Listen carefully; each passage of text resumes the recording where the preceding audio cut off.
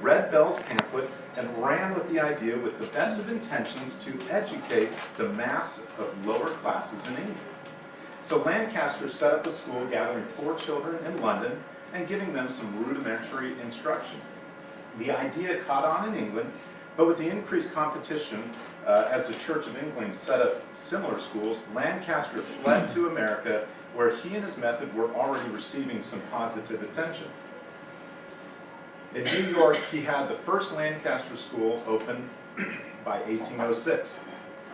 Looks like a nice film. Now, although he had his own personal problems, and he died an outcast, the schools bearing his name, Lancaster, spread across the settled areas of the United States.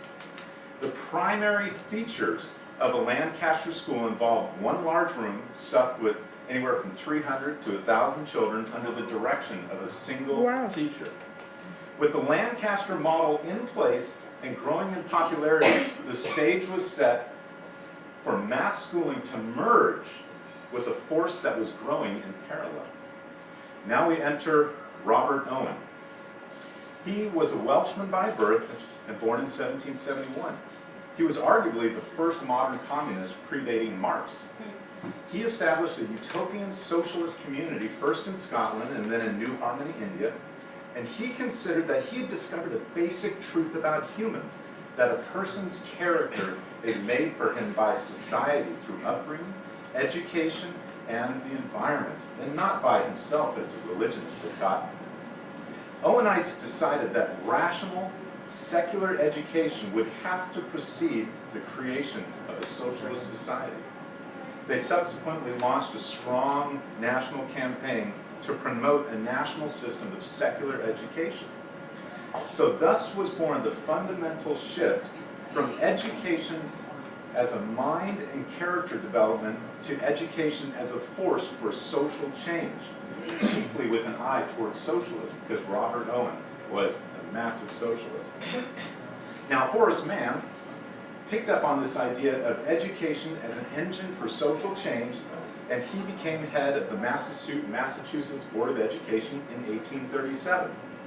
Having given up on the idea of the Protestant truth of salvation through Christ alone, he became a Unitarian and believed that salvation for society would come via social reform accomplished by a secular education.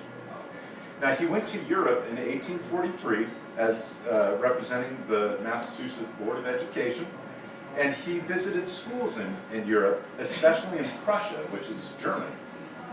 And he defined education after the Prussian model, which was a means to achieve important economic and social goals of a national character. Now, through his influence and support, the Prussian education system was adopted in Massachusetts, and a prominent feature of the Prussian model required compulsory, or I call it forced schooling. Following in the footsteps of these predecessors, John Dewey, whom we all know with the Dewey Decimal System, was born in 1859.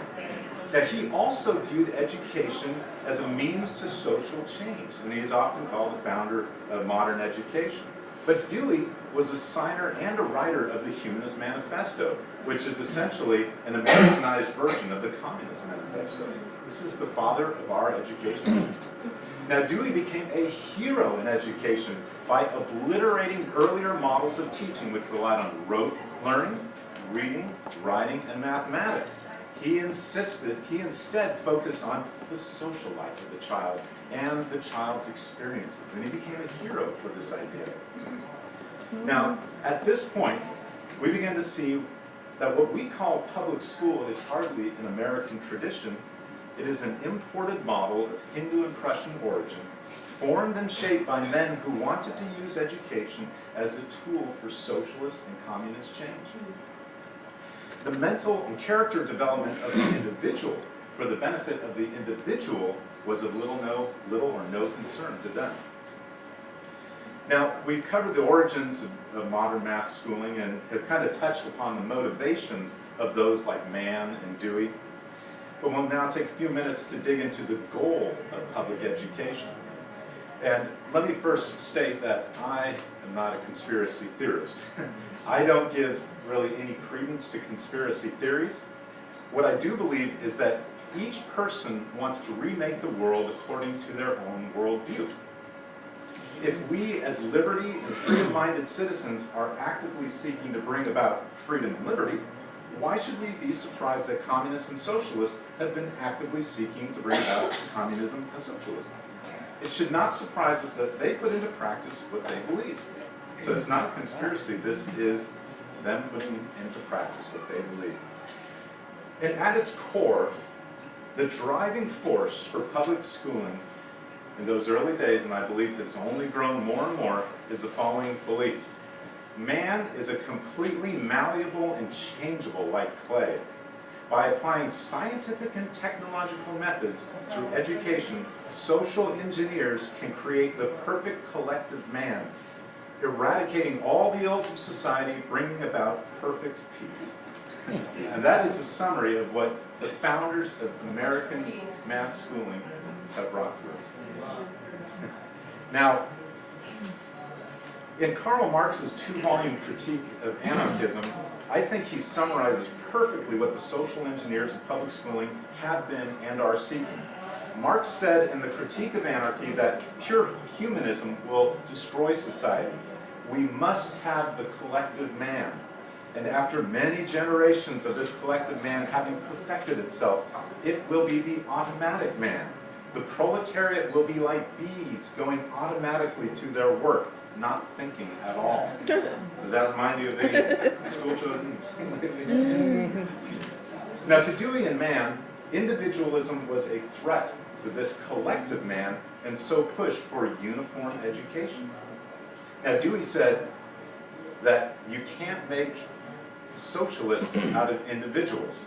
Children who know how to think for themselves, said Dewey, they spoil the harmony of the collective society which is coming, where everyone is interdependent. Now, the vision of the early state educators was the effective early indoctrination of all children, which would lead to an orderly scientific society, one controlled by the best people. And forced schooling was the medicine to bring the whole population into conformity with these plans, so that it might be regarded and managed as a workforce. That's the key word. And it shouldn't surprise us that the 10th plank of Karl Marx's Communist Manifesto is free education for all children in the public schools. We have adopted his 10th plank of communism. Now, what I'm referring to is not a conspiracy, like I said, that occurred in some dark corner. Remember, these are people putting into practice what they believe.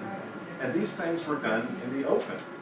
On the next slide, we'll see a quote from Elwood Coverley. And it's a good example of what was being discussed. In 1905, in his dissertation at the Columbia Teachers College, he